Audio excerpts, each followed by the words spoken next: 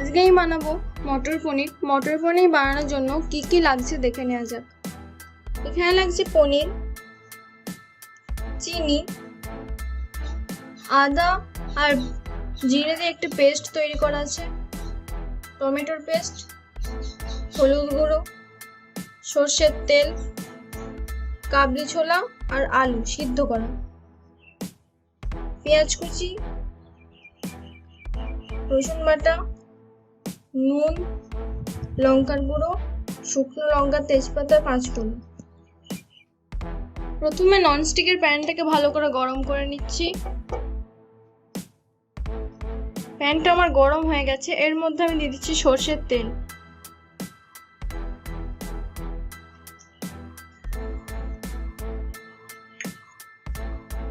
সর্ষের তেল দেওয়ার পর আমি পনিরগুলোকে ভেজে নিচ্ছি।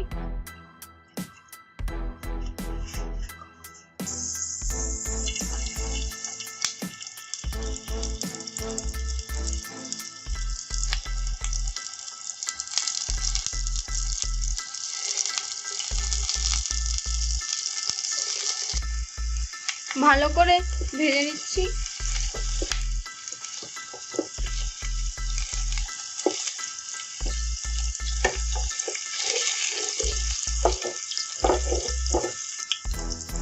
পনিরগুলো আমার ভাজা হয়ে গেছে, এরপর আমি এগুলোকে তুলে নেব।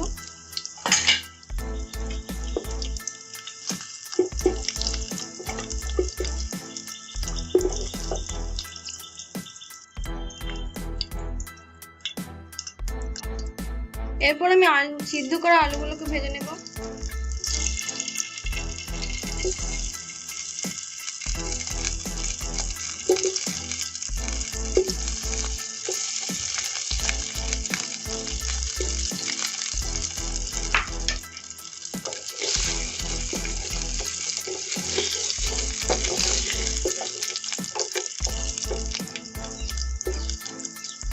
এগুলো আমার ভাজা হয়ে গেছে, এগুলোকে আমি তুলে নিচ্ছি।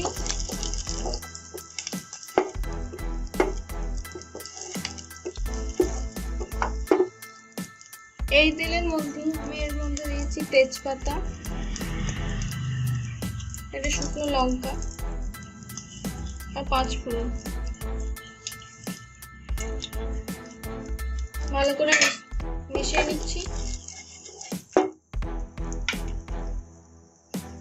এরপর মধ্যে দিয়েছি সামান্য রসুন বাটা,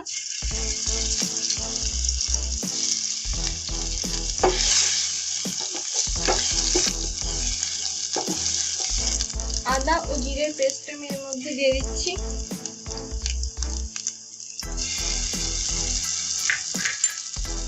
আবারও ভালো করে মিশিয়ে নিচ্ছি।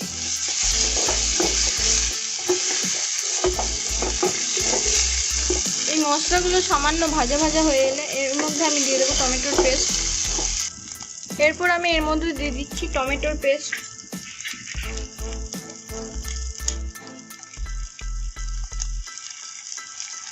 আবারও ভালো করে মিশিয়ে নিচ্ছি।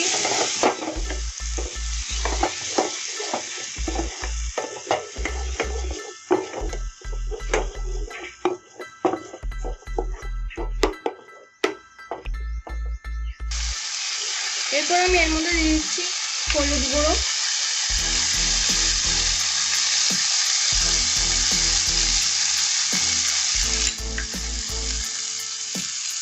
নুন পরিমাণ মতো, লঙ্কার গুঁড়ো, চিনি, ভালো করে মিশিয়ে নিচ্ছি।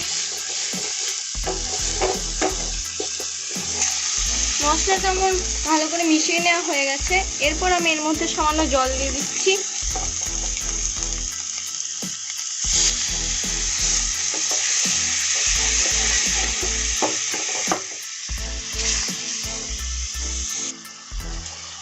এর মধ্যে আমি সিদ্ধ করে রাখা কাবলি ছোলা দিয়ে দিচ্ছি। ভালো করে মিশিয়ে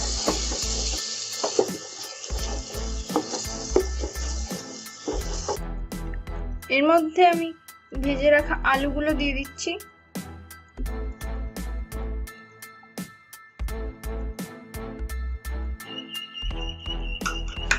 আবারও ভালো করে মিশিয়ে নিচ্ছি।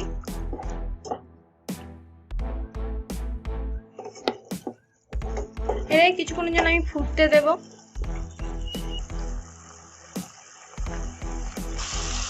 এর মধ্যে আমি ভেজে রাখা পনিরগুলো দিয়ে দিচ্ছি।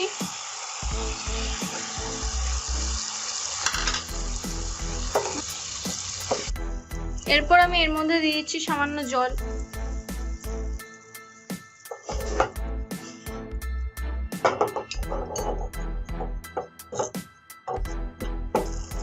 এটাই কিছুক্ষণ আমি ফুটতে দিচ্ছি।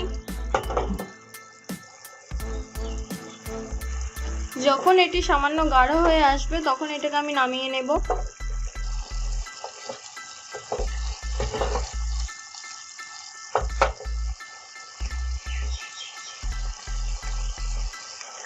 এরপর এটাকে আমি নামিয়ে নিচ্ছি। একটি প্লেটের উপর আমি এটাকে তুলে নেব।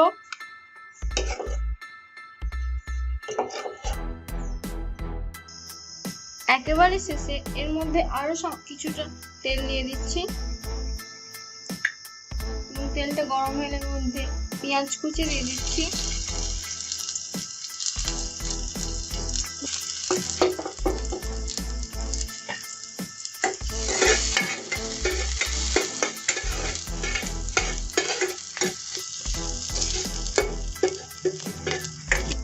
পেঁয়াজটা আমার ভাজা হয়ে গেছে।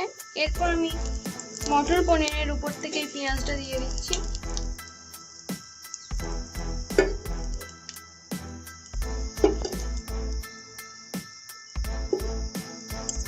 উপর থেকে আমি কিছু গরম মশলার গুঁড়ো আর ঘি দিয়ে এটাকে সার্ভ করে নিচ্ছি। রেডি হয়ে গেল আমাদের মটর পনির।